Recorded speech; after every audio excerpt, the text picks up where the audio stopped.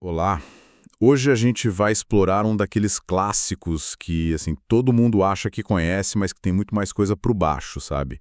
Um Conto de Natal, de Charles Dickens. Exato. Temos aqui um material bem detalhado que permite ir fundo na história por trás dessa novela de 1843. Aham. Nossa missão é entender não só a jornada do Ebenezer Scrooge, mas, por que o Dickens escreveu isso? O que estava rolando na época? E por que essa história ainda mexe tanto com a gente hoje? É uma ótima pergunta. Tem muita camada aí pra gente desvendar. Vamos começar relembrando a essência da trama, né? Os fantasmas, a transformação do Scrooge, essas coisas. Para todo mundo ficar na mesma página. Boa ideia. Depois, a gente investiga a vida do Dickens e todo aquele contexto social e literário que levou à obra. Sim, o caldeirão da época vitoriana. Isso. Analisaremos o Scrooge, claro, e os temas principais. Como o livro foi publicado, a recepção. Que não foi tão simples quanto parece. Pois é. E, óbvio, o legado gigantesco que ele deixou. Então, bora mergulhar nisso. Vamos lá. Bom, a história é dividida em 5 estrofes, um nome curioso que o Dickens usou. Começa na véspera de Natal.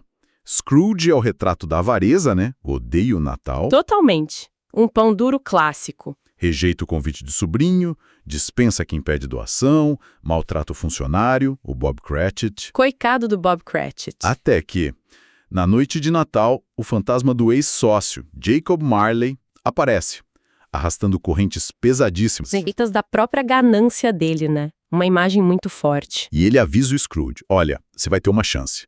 3 espíritos vão te visitar. Presta atenção. E essa estrutura dos 3 espíritos é, na verdade, genial.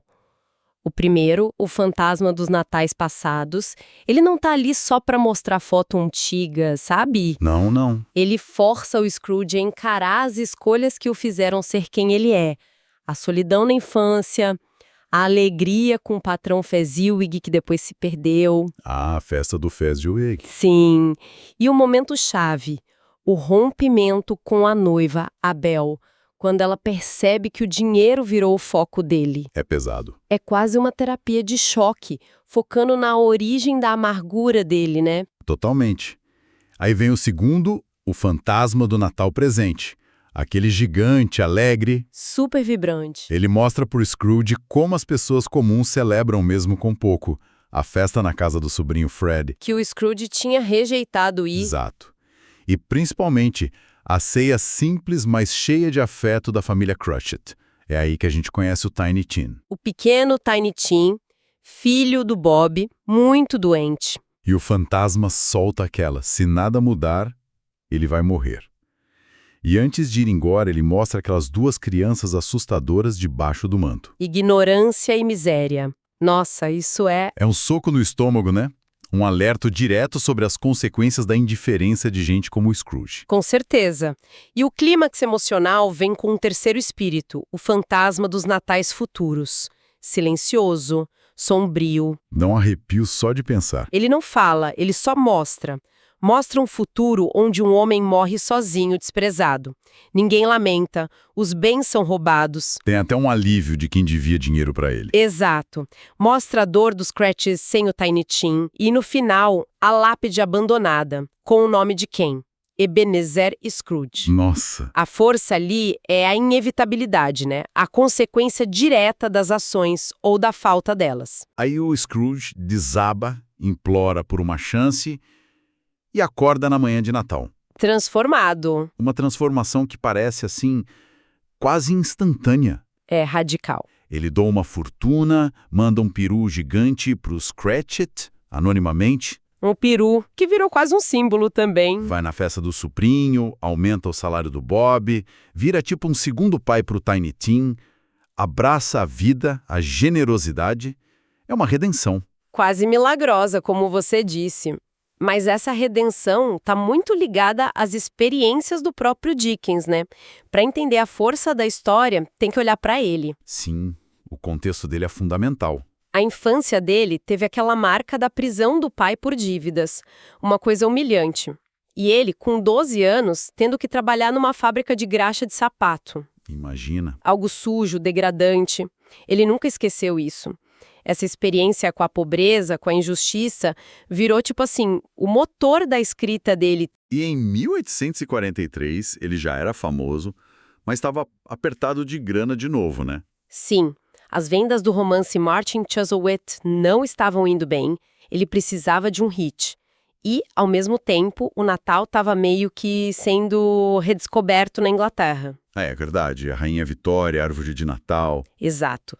Tinha um movimento de resgatar tradições antigas, canções natalinas, e o Dickens já tinha brincado com esse tema antes, certo? Sim, no Clube Pickwick tinha um personagem parecido. O Gabriel Grubb, um sacristão rabugento que também se converte no Natal, um precursor claro do Scrooge.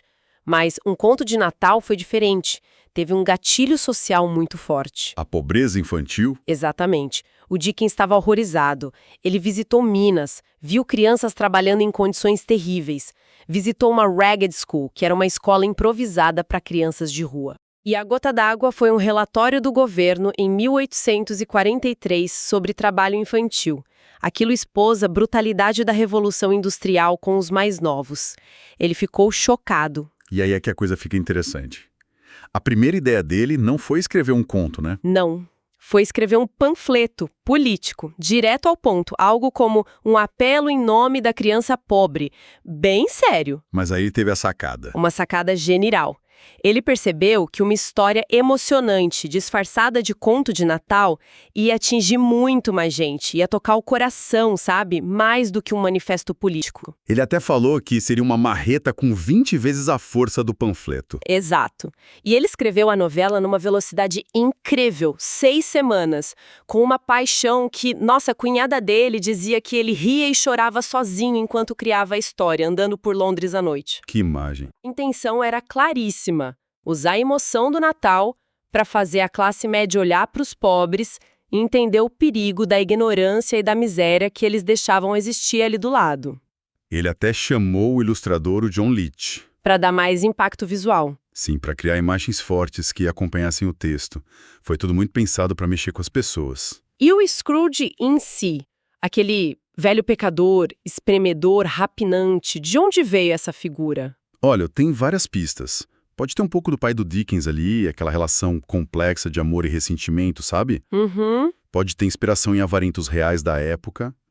Mas o mais interessante são as falas dele, né? Sobre mandar pobre para prisão, para workhouse. Os asilos de trabalho forçado. Isso reflete diretamente o pensamento malthusiano. Aquela ideia muito comum na elite de que a pobreza era culpa do pobre e que ajudar só piorava. O Dickens estava atacando isso de frente. Faz todo sentido. E tem aquela história do nome Scrooge, da lápide. É verdade isso? Ah, essa história é ótima. Dizem que ele viu uma lápide em Edimburgo de um tal Ebenezer Lennox Scrooge, que era mealman, comerciante de grãos, e ele leu errado como meanman, homem mau. Seria perfeito. Seria, mas muitos biógrafos acham que é mais uma lenda que o próprio Dickens talvez tenha ajudado a espalhar. Não tem muita prova. Mas o nome Marley, por exemplo, pode ter vindo de uma placa que ele via. E a imagem das correntes do Marley? Veio de uma visita que ele fez a uma prisão nos Estados Unidos. Ele viu um prisioneiro acorrentado e aquilo ficou na cabeça dele. E o Tiny Tim? Foi inspirado no sobrinho dele, né? Sim, no pequeno Henry, sobrinho dele que tinha uma deficiência. Ele colocou muito da vida dele, das observações dele ali na história. É muito pessoal também. E a transformação do Scrooge, que é o coração da história. Como a gente interpreta isso? É uma coisa religiosa, de redenção cristã? Então, existe esse debate, né? Por um lado, a estrutura lembra muito uma parábola. Pecado, aviso divino, arrependimento, salvação. Sim, os 3 espíritos como mensageiros. Exato. E o Dickens, embora fosse crítico da igreja organizada, baseava muito a moral dele no Novo Testamento. Aquela coisa das entranhas de compaixão que faltavam ao Marley. Isso é bíblico. Mas tem o outro lado também. Tem. Muitos veem a história mais como a filosofia Carol do Dickens, uma visão mais, digamos, secular, focada na bondade humana, na celebração da família, do lar, da lareira quentinha. A generosidade individual como resposta para os problemas sociais. Isso, uma resposta mais individualista, talvez. mas o ataque à indiferença social é muito claro, especialmente com aquelas figuras da ignorância e da miséria. Aquelas crianças são aterrorizantes. São. O Scrooge personifica o egoísmo da classe média e alta. E as crianças são um aviso. Ignorem isso e vejam no que vai dar. O Dickens queria despertar empatia, mas também medo das consequências. Isso levanta uma questão interessante, né? Ele foca muito na caridade individual, na mudança do Scrooge. Sim, a mudança de um homem. Mas e as mudanças maiores, estruturais, que a sociedade precisava? Será que a história toca nisso ou foca só no indivíduo? É uma ótima pergunta. A história celebra a mudança de coração, o que é lindo. Mas os problemas que ela aponta, a pobreza, a exploração, são sistêmicos, né? Bem maiores que um só homem, mesmo que ele seja o Scrooge. E como foi que esse livro, com essa mensagem toda, chegou ao público? A publicação foi tranquila?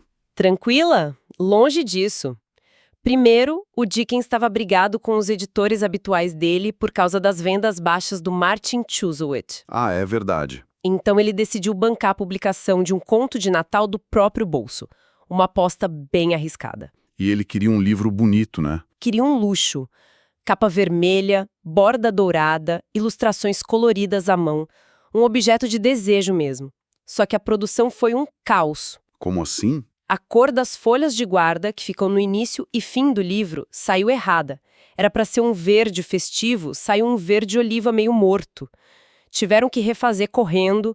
O livro ficou pronto, 2 dias antes do lançamento, em 19 de dezembro de 1843. Uma loucura. Imagino a pressão. E o preço?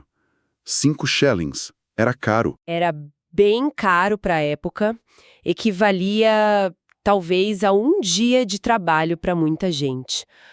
Mesmo assim, Foi um sucesso. foi um fenômeno. A primeira tiragem, 6.000 cópias. Esgotou antes da véspera de Natal.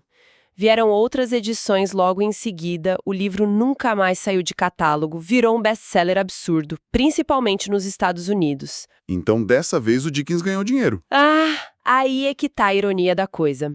Apesar das vendas incríveis, aqueles custos de produção que ele mesmo exigiu, sabe? O livro de luxo. Comeram o lucro. Exatamente. O lucro inicial foi uma decepção enorme para ele. Ele esperava umas 1.000 libras, ganhou 200 e poucas. Um ano depois ainda não tinha chegado nem a 750 libras. Ele ficou furioso. Caramba, e ainda teve o problema da pirataria, né? Sim. Para completar a desgraça financeira, logo em janeiro de 1844, uma editora me lança uma versão pirata resumida por 2 centavos. Nossa. O Dickens processou, claro, e ganhou na justiça. Só que os editores piratas faliram, não tinham como pagar nada, e o Dickens teve que arcar com os custos legais do processo todo, quase 700 libras. Não acredito, ele perdeu o dinheiro processando? Basicamente, sim. Quase todo o lucro que ele tinha tido com o livro foi embora nessa briga. Foi uma experiência que deixou ele ainda mais desconfiado do mercado editorial. Que irônico, né? Escreveu sobre generosidade e quase faliu processando. Que história. Mas pelo menos a crítica reconheceu o valor do livro, né? Ah, sim. A crítica amou. Foi quase unânime. Jornais importantes, revistas literárias, todo mundo elogiando. Tipo, O Illustrated London News falou em eloquência impressionante, espírito gentil de humanidade. O Thackeray, que era outro escritor gigante da época, disse que o livro era um benefício nacional e uma gentileza pessoal para cada leitor. uau. Até quem não gostava muito dele. Até críticos que costumavam pegar no pé do Dickens se renderam dessa vez. Claro, sempre tem um mas, né? Sempre. Alguns acharam o livro caro demais, justamente para os pobres que ele defendia. E teve quem achou que ele tirou a religião do Natal e focou só em visco e pudim, como disse o John Ruskin, uma visão muito secular. Entendi. Mas o impacto geral foi enorme. E o legado? O que ficou de um conto de Natal além do livro em si? Ah, o legado é gigantesco. Culturalmente, é imenso. A frase Feliz Natal, Merry Christmas, ganhou uma força enorme por causa do livro. E o Bah Humbug, do Scrooge. Virou expressão clássica para quem estraga prazeres em festa, né? E o próprio nome Scrooge virou sinônimo de avarento, entrou pro dicionário. Impressionante. E na nossa forma de celebrar o Natal? Teve impacto? O livro ajudou a moldar o Natal moderno, especialmente o Natal vitoriano, que a gente meio que herdou. Aquela coisa da festa em família, da generosidade, da comida especial, bebida, jogos. Aquele clima de confraternização. Exato. E mostrou que esse espírito podia existir na cidade grande, industrial, não só no campo. Um historiador, o Ronald Hutton, diz que o Dickens conseguiu unir o culto e o banquete num contexto de reconciliação social. E tem história do Peru, né? Sim, o peru gigante que o Scrooge manda pro Scratchy, parece que isso ajudou a popularizar o peru como prato principal de Natal na Inglaterra, no lugar do ganso, que era mais tradicional. Olha o poder da ficção. Incrível. E o Dickens também fazia leituras públicas da história, né? Fazia. Ele percebeu o ouro que tinha nas mãos. A partir de 1853, ele começou a fazer leituras dramáticas de uma versão mais curta. Foram 127 apresentações. E eram populares. Extremamente. Viravam eventos, as pessoas se emocionavam, choravam. Ele era um ótimo ator também. Fez isso até morrer, praticamente. E as adaptações, nossa, são incontáveis. Nem me fale. É a obra mais adaptada do Dickens disparado. Peça de teatro já tinha meses depois do lançamento. O primeiro filme é lá de 1901, um filme mudo. 1901. Depois veio rádio, TV, cinema de todo jeito, comédia, drama, musical, animação, os Muppets, a Disney, ópera, balé. Parece que cada geração precisa recontar essa história do seu jeito. E é interessante como, para muita gente, as adaptações acabam virando a história, né? Mais do que o livro original. Exatamente. É um ponto que alguns estudiosos levantam. Detalhes do livro, tipo a visita do Scrooge aos mineiros com o fantasma do presente, quase ninguém lembra, porque geralmente cortam. Verdade. Já outras cenas que às vezes nem estão no livro, mas aparecem num filme famoso, tipo o Scrooge indo pessoalmente entregar os presentes na casa dos Cratchit no dia de Natal. Muita gente acha que tá no livro. Exato. A memória cultural vai sendo moldada pelas adaptações também. É fascinante isso. E o impacto nas pessoas reais. A história inspirou mesmo generosidade. Olha, parece que sim. Tem relatos da época que falam num aumento da caridade depois do livro. O escritor Robert Louis Stevenson disse que os livros de Natal do Dickens o fizeram prometer ser mais generoso. Que legal. Tem a história famosa de um dono de fábrica americano que fechou a fábrica no Natal e deu um peru para cada funcionário depois de ver uma leitura do Dickens, e até a rainha da Noruega mandava presentes para crianças deficientes assinando com o amor de Tiny Tim. Nossa, que bonito. Mostra o poder de uma boa história, né? Sem dúvida. Então, pra gente ir fechando, um conto de Natal é muito mais do que uma historinha fofa de Natal, né? Com certeza.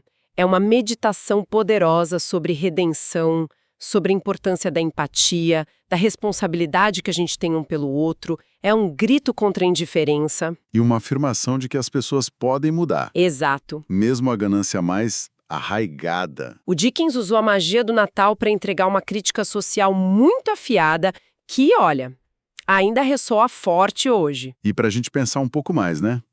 Uma coisa que ficou aqui martelando. A transformação do Scrooge é linda, é inspiradora, é o centro de tudo. Mas, será que essa mudança tão rápida, tão mágica, por causa dos fantasmas, não simplifica um pouco demais tanto a complexidade da gente, do ser humano, quanto dos problemas sociais enormes que o próprio Dickens denunciava? Essa é uma excelente questão para a gente levar daqui. Porque, veja bem, celebrar a caridade individual, a mudança de coração é fundamental. A história faz isso maravilhosamente bem. Mas será que isso, sem querer, acaba desviando o foco da necessidade de mudanças maiores, mudanças estruturais na sociedade? Algo que também preocupava o Dickens em outros momentos. Tipo, a conversão de um Scrooge resolve o problema do Scrooge. Mas E o sistema que cria tantos Scrooges e tantos Tiny Tims.